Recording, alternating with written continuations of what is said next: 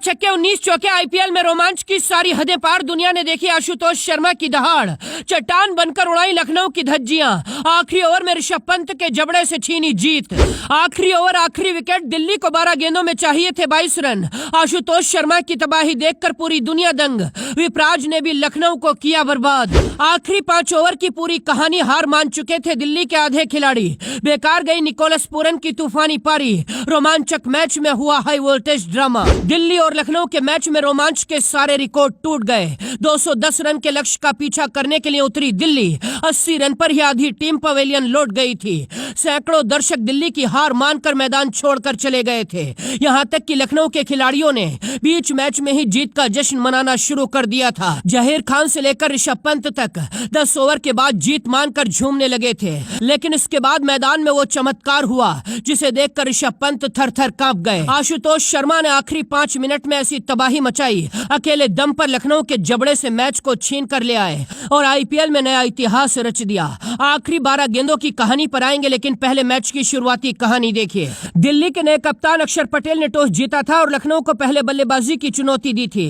लखनऊ ने Mitchell Marsh और Aiden Markram की जोड़ी को ओपनिंग में उतारा। एडन मार्करम 15 रन बनाकर पवेलियन चले गए, लेकिन मिचेल मार्श ने कहर बरपाया। मार्श ने 36 गेंदों में 72 रन ठोके थे। मार्श के बाद निकोलस पूरन का तूफान आया। पूरन ने ट्रिस्टन स्टब्स के 1 ओवर में 28 रन ठोक कर तबाही मचा दी। निकोलस पूरन ने भी 30 गेंदों में 75 रनों की आतिशी पारी खेली। 7 छक्के और 6 चौके लगाए थे। कप्तान ऋषभ पंत 6 गेंदों में खाता नहीं खोल पाए। डेविड मिलर ने 27 रन बनाकर लखनऊ का स्कोर 200 के पार पहुंचाया। लखनऊ ने दिल्ली के सामने 210 रनों का विशाल टारगेट खड़ा किया था।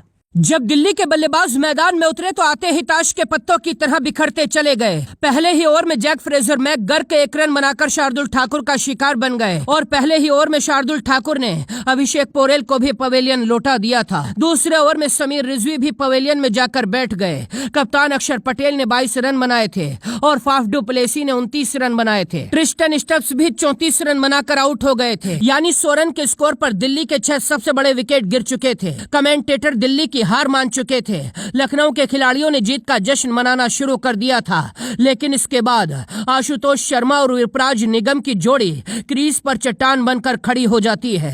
एक छोर पर विपराज निगम चट्टान बनकर तबाही मचाते गए और दूसरे छोर पर ज्वालामुखी बनकर आशुतोष शर्मा ने गेंद के धागे खोल दिए। विपराज निगम ने 15 गेंदों में 39 रन ठोककर कोहराम मचा दिया और पूरे मैच को पलट दिया था। लेकिन जैसे ही विपराज निगम आउट हुए, मैच फिर से फंस गया। आखिरी 18 गेंदों में दिल्ली को 39 रन चाहिए थे। इसके बाद आशुतोष शर्मा ने कोहराम मचा दिया।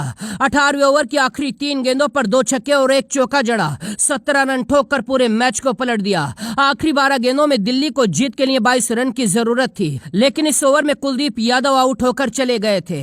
यानी अब दिल्ली के पास आखिरी जोड़ी क्रीज पर खड़ी थी। आखिरी 8 गेंदों में दिल्ली को 16 रन चाहिए थे।